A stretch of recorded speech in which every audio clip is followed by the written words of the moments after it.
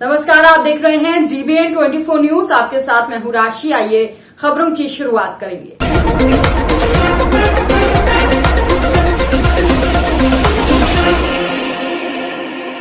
बरसाना की लठमार होली की तैयारियों का जिला प्रशासन ने खाका खींचा। मथुरा जिला अधिकारी की अध्यक्षता में बरसाना में एक स्थानीय होटल में जिला प्रशासन की बैठक रखी गई। जिला अधिकारी की अध्यक्षता में बरसाना के एक स्थानीय होटल में लठमार होली की व्यवस्थाओं के संबंध में इस बैठक का आयोजन किया गया। जिला अधिकारी ने सभी संबंधित विभागीय अधिकारियों को निर्देशित किए कि जल्द मेले से संबंधित सभी समस्याएं और दूर कर ली जाए, साथ ही सभी व्यवस्था पूरी कर ली जाए। उन्होंने कहा कि पार्किंग स्थल पर लाइट की व्यवस्था दुरुस्त की जाए। साथ ही कहा कि श्रद्धालुओं की सुविधा के लिए चैन स्नैचिंग, जेब कतरों और असामाजिक तत्वों पर पुलिस नजर रखे। मेले में खोया पाया केंद्र भी खोला जाएगा।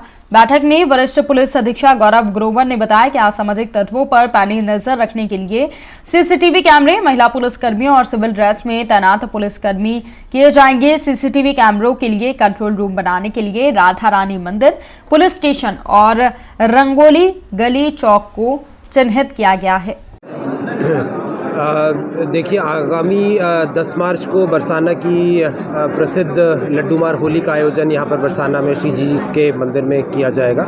साथ ही साथ 11 और 12 तारीख को बरसाना नंदगांव लठमार होली का आयोजन, जो कि इस समय पर एक प्रांतीकृत मेला भी है, ये एक विश्व प्रसिद्ध एक आयोजन है। उसका आयोजन भी यहाँ पर बरसाना को 11 तारीख को और 12 तारीख को नंदगांव में किया जाएगा। तो इसके दृष्टिगत हमारे द्वारा SSP साहब के द्वारा यहाँ पर उपस्थित सभी अधिकारियों के साथ, सभी मजिस्ट्रेट्स के साथ, पुलिस अधिकारियों के साथ, हमारे जो मंदिर प्रशासन है उनके साथ समन्वय करते हुए एक बैठक का आयोजन किया गया, जिसमें विभिन्न जो व्यवस्थाएं हैं, चाहे वो पेयजल की हो, चाहे शौचालय की हो, चाहे साफ सफाई की व्यवस्था की हो, चाहे जो हमारे श्रद्धालु विश्व भर से, देश भर से, विभिन्न स्थानों से आते हैं उनके आवागमन को सुगम बनाने की हो, चाहे हमारे कंट्रोल रूम्स या खोया पाया विभाग की व्यवस्थाएं हों, चाहे हमारी जो ड्रेन्स हैं या फिर लाइटिंग की जो व्यवस्थाएं हैं, उन सभी व्यवस्थाओं को सुचारू रूप से व्यवस्थित तरीके से कराए जाने की हो, ये सारी व्यवस्थाओं का जायज़ा आज लिया गया। ट्रांसपोर्टेशन से लेके जो इस आयोजन में प्रतिभाग करने वाले हमारे जो श्रद्धालु हैं, उन्हें किसी प्रकार की कोई समस्या ना हो, बल्कि वो एक अच्छा यहाँ से अनुभव लेकर जाएं, इस चीज़ को सुनिश्चित करने के लिए इस बैठक को आयोजित किया गया था। सभी विभागों में आपस में समन्वय रहे। साथ ही साथ बरसाना नंदगांव लठमार होली जो होगी, इसके साथ ही साथ हमारा रंगोत्सव का आयोजन, जो प्रत्येक वर्ष उत्तर प्रदेश ब्रजतीर्थ विकास परिषद के द्वारा यहाँ पर बरसाना में किया जाता है, उसके आयोजन के संबंध में भी जानकारी और आवश्यक दिशा निर्देश दिए गए। अब की बार का आयोजन विगत आयोजनों से और बेहतर बनाया जाए और भव्य बनाया जाए, इस संबंध में जो आवश्यक दिशा निर्देश हैं वो यहाँ पर दिए गए हैं, और हमें पूरी उम्मीद है अब की बार का आयोजन भी बहुत अच्छा रहेगा और आने वाले सभी श्रद्धालुओं को। सबसे ज़्यादा समस्या रहती है जो आने वाले श्रद्धालु आ रहे हैं, सबसे ज़्यादा सड़क की समस्या रहती है, जो गड्ढे बने हुए हैं, तो अगर श्रद्धालु निकल नहीं पाता है, वो जाम में फंस जाता है, उसके लिए क्या व्यवस्था रहेगी? बरसाना को आने वाली जो मुख्य मार्ग है, वो अधिकतर जो हमारे श्रद्धालु हैं वो गोवर्धन से बरसाना को आने वाली सड़क से आते हैं। तो जैसा कि आप अवगत हैं कि बरसाना की विश्व प्रसिद्ध रंगोत्सव का शुभारंभ 10 तारीख से हो रहा है। 10 तारीख को यहाँ पर लड्डू होली होनी है, 11 तारीख को लठमार होली का आयोजन होना है और 12 तारीख को नंदगांव की लठमार होली का आयोजन होना है। उसी को दृष्टिगत रखते हुए जो अभी तक पुलिस और प्रशासन द्वारा व्यवस्थाएं की गई हैं, जो तैयारियां की गई हैं, उसकी आज यहाँ पर एक व्यापक मीटिंग करके उन सभी की समीक्षा की गई है। जिन जिन अधिकारियों की जो जिम्मेदारियां हैं, जिन जिन विभागों की जो दायित्व हैं, उसके लिए उनको निर्देशित किया गया है।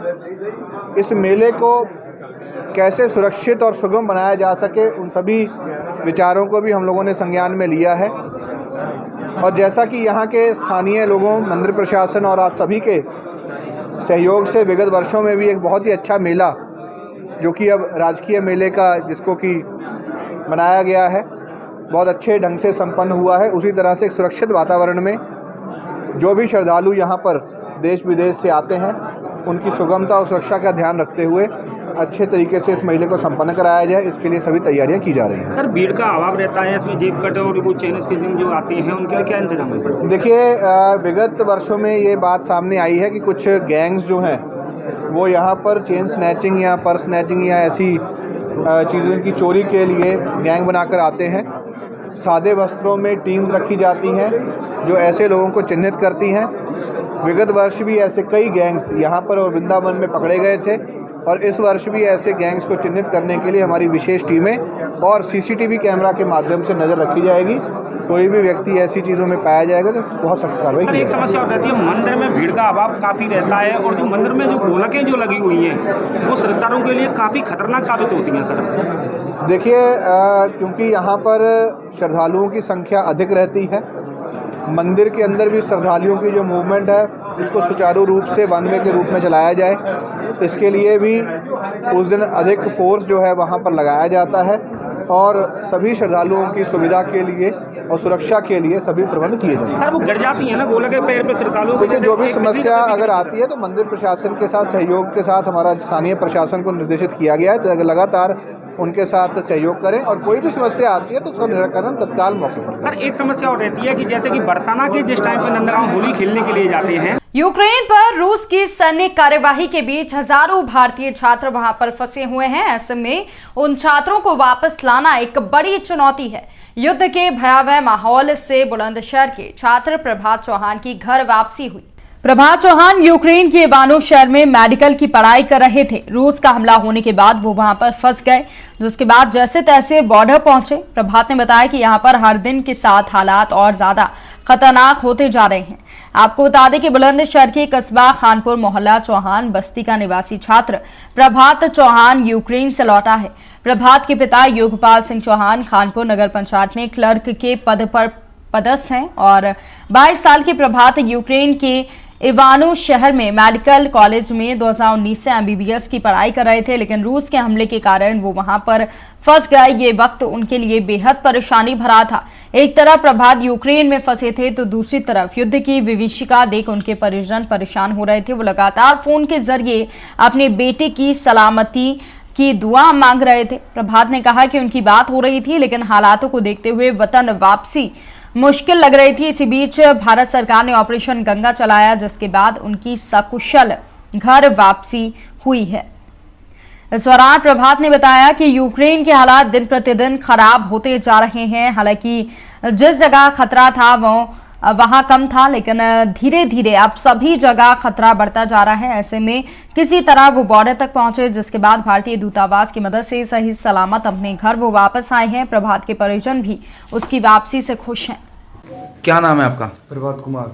प्रभात जी, आप यूक्रेन से लौटे हैं, कैसा वहाँ का माहौल है और कैसे कैसे आप वहाँ से लौट के आए हैं? माहौल तो अभी ठीक नहीं है, लेकिन अभी धीरे धीरे जैसे गवर्नमेंट हेल्प कर रही है बच्चों की, तो धीरे धीरे सारे बच्चे आ रहे हैं। अभी थोड़े बच्चे अटके हुए हैं बॉर्डर पे और बॉर्डर के पार, तो उसकी अरेंजमेंट है, फ्लाइट की सारी फ्लाइट हो रही हैं। आधे बच्चे आ चुके हैं अप्रोक्सीमेटली और बाकी भी आ जाएंगे। इतनी बस थोड़ा ये है, थोड़ा वेट करना पड़ रहा है बच्चों को। वहाँ पे सारे अरेंजमेंट कर रही है गवर्नमेंट, खाने के लिए दे रही है, रहने के लिए शेल्टर दे रही है, तो इतनी कोई दिक्कत नहीं है। बस थोड़ा टाइम है, सब वेट कर रहे हैं, ये है बस। अच्छा, आप कब गए थे और कौन सी पढ़ाई करने के लिए आप वहाँ गए थे? मैं 2019 में गया था, तो एमबीबीएस की पढ़ाई करने के लिए गया था। मैं अभी 3rd ईयर में हूँ। अच्छा, और इवानो फ्रैंकिविच से हूँ। अच्छा, ये बताइए आप यूक्रेन से इंडिया कैसे आए? By flight air India. पहले मैं मुंबई उतरा, फिर मुंबई से यहाँ पे दिल्ली उतरा, और फिर दिल्ली से था।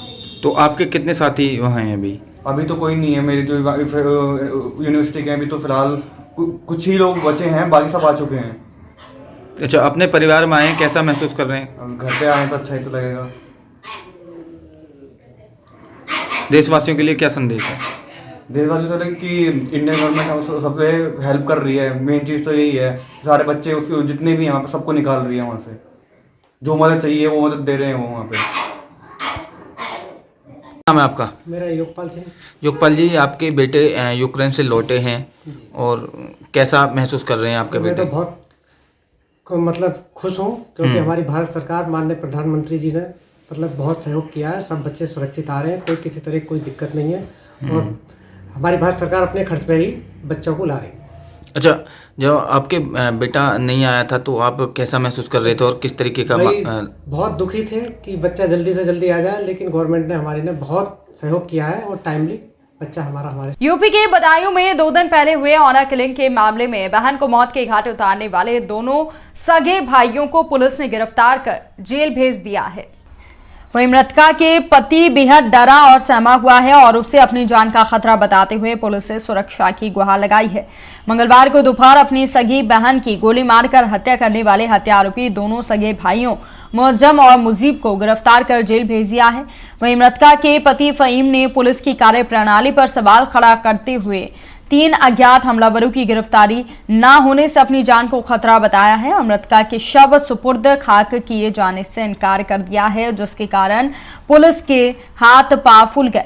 एसओ अलापुर ने फहीम को समझा बुझाकर शांत कराया और मृतका के शव को दफनाया गया। आपको बता दें कि 14 माह पहले गांव गौरामई निवासी फईद अहमद ने गांव की शिवली से प्रेम विवाह किया था, जिसकी शिवली के मायके वाले फहीम से बदला लेने की फिराक में थे। मंगलवार की दोपहर फहीम अपनी पत्नी शिवली की दवा लेकर गांव लौट रहा था, तभी मुअज्जम, मुजीब और उनके 3 अन्य साथियों ने उसे घोल लिया और शिवली को गोली मारकर मौत की नींद सुला दिया। बहरहाल बहन के हत्यारे गिरफ्तार हो चुके हैं, लेकिन 3 अज्ञात आरोपी अभी भी पुलिस की गिरफ्त से बाहर हैं। दिनांक 1/3/2022 को थाना क्षेत्र अलापुर जनपद बदायूं में 2 सगे भाइयों द्वारा अपनी सगी बहन की हत्या की गई थी, जिसके संबंध में मुकदमा अपराध संख्या 79/2022 थाना अलापुर में पंजीकृत किया गया था, जिसका आज एसओजी टीम व थाना अलापुर द्वारा सफलतापूर्वक अनावरण किया गया है, जिसमें अभियुक्तगण उसके सगे भाई मुअज्जम और मुजीब की गिरफ्तारी की गई है तथा घटना में प्रयुक्त मोटरसाइकिल, आला कत्ल 2 तमंचा 315 बोर, 2 जिंदा कारतूस 315 बोर व 1 खोखा कारतूस 315 बोर बरामद किया गया है। पूछताछ में अभियुक्त गणों द्वारा बताया गया कि उसकी बड़ी बहन द्वारा गांव के ही लड़के से अपनी मर्जी से परिवार के बिना मर्जी के शादी कर ली गई थी, जिससे परिवारजन नाराज थे तथा उसी गांव के अन्य लोग द्वारा कभी कभी उनको चिढ़ाया जाता था, जिससे उनको शर्मिंदगी महसूस होती थी। कल इसी वजह से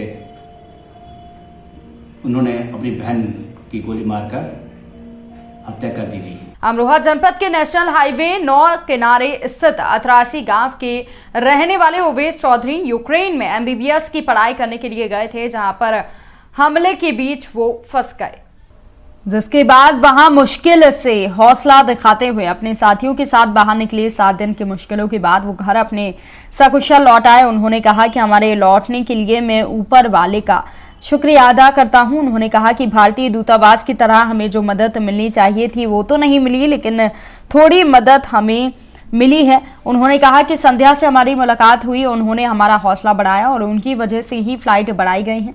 उन्होंने इसके लिए भारत सरकार का भी शुक्रिया अदा किया। जी, मेरा नाम उवैस अली, मैं तरासी डिस्ट्रिक्ट अमरोहा उत्तर प्रदेश। परिस्थितियाँ तो बहुत बेकार थी, देखने लायक भी नहीं थी, बहुत ज़्यादा प्रॉब्लम्स का सामना करना पड़ा है।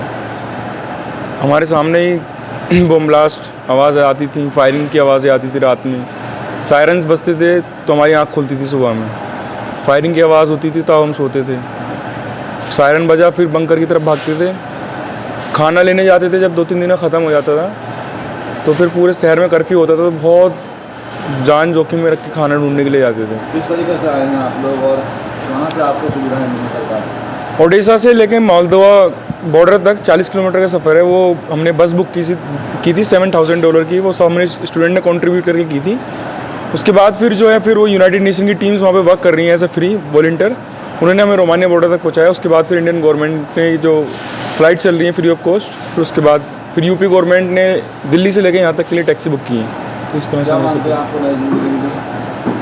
हाँ शायद बच गए। तो ऐसे में शुक्रिया किसका अदा करेंगे? ऊपर वाले का शुक्रिया अदा करेंगे और किसका। सरकार का कोई रोल रहा?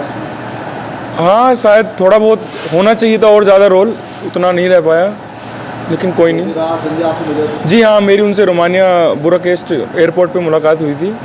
उनके आने से फ़्लाइट्स की संख्या जो है बहुत ज़्यादा हो गई है अब, पहले 3 फ्लाइट 2 या 3 फ्लाइट पर डे चलती थी। अब आज मैंने कल जिस फ्लाइट से मैं आया हूँ उसी टाइम पे इंडियन एयरफोर्स का ग्लोबल मास्टर भी वहीं पे खड़ा था, एयर इंडिया एक्सप्रेस भी खड़ी थी, इंडिगो की 3-4 फ्लाइट्स खड़ी थी वहाँ पे। कहने को तो भारत कृषि प्रधान देश है और कृषि देश की अर्थव्यवस्था की रीढ़ की हड्डी कही गई है, लेकिन आजादी के बाद से कृषि के उन्नयन में उत्पादकता की दृष्टि से विज्ञान का आधार लेकर कृषि उपज में वृद्धि हुई, इसमें कोई दो राय नहीं है। लेकिन कृषि संसाधनों व उपज के उचित रखरखाव की ओर सरकार ने कोई खास ध्यान नहीं दिया।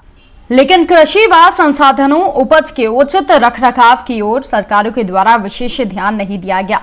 इसी का परिणाम है कि पर्याप्त कृषि योग्य भूमि होने के बावजूद किसान गरीबी की त्रासदी से उबर नहीं पा रहा है। सिंचाई के संसाधनों को आंकड़ों के माध्यम से देखा जाए तो पर्याप्त मात्रा में है, लेकिन परिस्थितियां वास्तविकता से कोसों दूर खड़ी हैं। वर्षों से 60 से 70% बंद नलकूप और सूखी पड़ी नहरें इस बात का सबूत हैं कि सिंचाई संसाधनों पर करोड़ों रुपए फूकने वाली सरकार की व्यवस्था में कितनी खामियां हैं। खाद बीज के नाम पर प्रशासनिक अधिकारियों की लंबी फौज की दृष्टि के मध्य नकली खाद बीज और कालाबाजारी के बीच पिस्ता अन्नदाता बमुश्किल तमाम अपनी हाथ तोड़ मेहनत से पैदा की गई उपज के वाजिब दाम उससे मिल पाते हैं। और भारत में अन्नदाता की जो दुर्दशा है, जिसमें विशेषकर उत्तर प्रदेश अपना कोई स्थान ही नहीं रखता, शायद विश्व के नक्शे में पाए जाने वाले किसी भी देश में हो। किसानों की दुर्दशा पूरे भारत में हो रही है, लेकिन यहाँ उत्तर प्रदेश एक कृषि प्रधानता वाले क्षेत्र में किसान काफी ज्यादा परेशान है। किसान मजदूर यूनियन दशहरी के जिलाध्यक्ष पुनीत मिश्रा ने बताया कि लखनऊ और दिल्ली के मध्य मुख्य मार्ग पर बसा ये जनपद 42 लाख हेक्टेयर कृषि योग्य भूमि का मालिक है। दोमट और बलुअर भूमि की उपलब्धता के कारण इस जनपद में गेहूं, धान, गन्ना, दलहन की पर्याप्त मात्रा में उपज होती है। जनपद में करीबन 43 लाख हेक्टेयर क्षेत्रफल गेहूं के लिए सर्वोपरि है, लेकिन प्रशासनिक उदासीनता के चलते हरदोई का अन्नदाता आज भी गरीबी की त्रासदी से उबर नहीं पा रहा है। किसान यूनियन के राष्ट्रीय आंदोलन से गन्ना को लेकर शोर हुआ, लेकिन खरीदी और भुगतान का असर नहीं दिखाया। किसान नेता ने कहा कि जनपद के किसानों से आह्वान भी किया है कि बिजली के कारण किसानों की फसल में आग लगने की घटनाएं आम बात है। ऐसे में पकी फसल को बचाने के लिए बिजली कर्मचारियों से संपर्क कर लाइन सही करा लें, पर यदि कहीं असुविधा महसूस हो तो मुझे अवगत कराएं। उन्होंने कहा कि यही हमारे जीवन का एकमात्र उद्देश्य है कि हम किसानों के जीवन में खुशहाली लाएं। उन्होंने कहा कि इस उद्देश्य को पूरा करने के लिए अगर आने वाले समय में इस भ्रष्ट सरकारी और राजनीतिक तंत्र का हिस्सा भी बनना पड़े तो मैं गुरेज नहीं करूंगा। फसल बर्बाद होने के बाद हमारे किसानों को वैसे भी बेहतर ढंग से सरकार द्वारा मुआवजा नहीं मिल पाता है, फसल बीमा योजनाओं का लाभ नहीं मिल पाता है। और जैसा कि मैं जहां पर खड़ा हूं, मेरे पीछे आप देख सकते हैं कि गन्ना बोया हुआ है। गन्ने को लेकर बहुत मारामारी हुई। हमारे राष्ट्रीय आंदोलन में भी गन्ने का जिक्र किया गया, गन्ने के मूल्य का, उसके भुगतान का जिक्र किया गया, लेकिन ज़मीन पर आज भी गन्ने की समस्याएं किसानों को घेरे हुए हैं, उनके मूल्य की समस्याएं किसानों को घेरे हुए हैं। किसान जिस तरह से संघर्ष करके जमीन पर कार्य करते हुए फसलों को बोना, उन्हें पैदा करना और सरकारी भंडारण तक पहुंचाना, अपने परिवारों तक पहुंचाना, जिस तरह से जहोजहद करते हुए देश के साथ साथ में परिवार का पालन पोषण करता है, उस तरह से किसानों के लिए सरकार द्वारा किसी योजना को अभी तक धरातल पर उतार करके उन्हें लाभान्वित करने का कार्य नहीं किया गया है। यह दुख का विषय है। इस भ्रष्ट तंत्र में सरकारें किसानों की अनदेखी करने से बिल्कुल चूक नहीं रही हैं। मुझे लग रहा है कि आने वाले समय में जिस तरह मैं भारतीय किसान मजदूर यूनियन दशहरी संगठन से जुड़कर किसानों की सेवा कर रहा हूं, किसानों से मिल रहा हूं, उनकी फसलों का ध्यान रखने का प्रयास कर रहा हूं, उस तरह से अगर किसान सेवा के लिए आने वाले समय में मुझे इसी भ्रष्ट तंत्र का भी एक हिस्सा होना पड़ा, इसका एक अंग होना पड़ा, तो मैं इससे गुरेज नहीं करूंगा और बराबर किसान हित की लड़ाइयों को आगे बढ़ाने का कार्य करता रहूँगा। मेरा उद्देश्य, मेरे भारतीय किसान मजदूर यूनियन दशहरी संगठन का उद्देश्य बस यही है कि किसान खुशहाल रहे, किसान प्रसन्न रहे, सरकार द्वारा चलाई जा रही योजनाओं का लाभ किसान को समय समय पर मिलता रहे। यह लड़ाई हम काफ़ी समय से लड़ रहे हैं और आने वाले समय में भी लड़ते रहेंगे। जय जवान जय किसान। जय जवान जय किसान। दोस्तों, मैं पुनीत मिश्रा, भारतीय किसान मजदूर यूनियन दशहरी संगठन हरदोई जिला अध्यक्ष की जिम्मेदारियों को निभाते हुए आप सबके हित की बात करने का मकसद सिर्फ आज इतना है कि धीरे धीरे आपके रबी की फसल के अंतर्गत आने वाली फसलों की पकाई और कटाई का कार्य प्रारंभ हो गया है और ऐसे में हवाएं तेज चल रही हैं। गेहूं भी फूल गया है मतलब भर को और धीरे धीरे पकने पर है। कटाई के दौरान हवाओं से विद्युत तारों को लेकर कहीं कहीं दुर्घटनाएं हो जाती हैं, तो विद्युत तार गिर जाते हैं पकी पकाई फसल पर, फसलें नष्ट हो जाती हैं और सरकार और जनपद हरदोई का जिला प्रशासन कितना आपको मुआवजा देता है, कितनी भरपाई हो पाती है, आप सब ढंग से जानते हैं। तो आप सब ध्यान रखें और जो भी विद्युत कर्मी अगर उदासीनताएं बरत रहे हैं विद्युत को लेकर, तो उनके बारे में समय रहते मुझे जानकारी देने का प्रयास करें ताकि फसलों को नुकसान न हो। आप जानते हैं कि गौवंशों से लेकर के बड़ी बड़ी समस्याओं को झेलते हुए आज आपने अपनी फसल को तैयार कर पाया है। कितना आपको मिलता है ये ऊपर वाले की देन है, जो भी आपकी किस्मत में होगा उतना मिलेगा फसलों से आपको, लेकिन उसकी अब लास्ट समय में रक्षा करना हमारा आपका सभी का कर्तव्य है। आपदा प्रभु की देन है, वो जो आती है वो तो उसमें तो कोई संशोधन किया नहीं जा सकता मनुष्य के हाथों, लेकिन विद्युत से जो दुर्घटनाएं होती हैं उन्हें हम जागरूक होकर और सजग रहते हुए रोक सकते हैं। जो खेतों के ऊपर से तार निकले हुए हैं उनका विशेष ध्यान रखें, समय समय पर सप्लाई को बंद कराने का कार्य करें, क्योंकि फसल ही हम आप किसान मजदूर साथियों का जीवन है। इसी के सहारे हम अपने बच्चों से लेकर के और परिवार का पालन पोषण, अन्य ज़रूरतों को पूरा करने का प्रयास करते हैं। इसी जानकारी के साथ आप सभी को जय जवान जय किसान। इस बुलेटिन में फिलहाल के लिए इतना ही। अपडेट्स के लिए आप बने रहिए हमारे साथ। नमस्कार।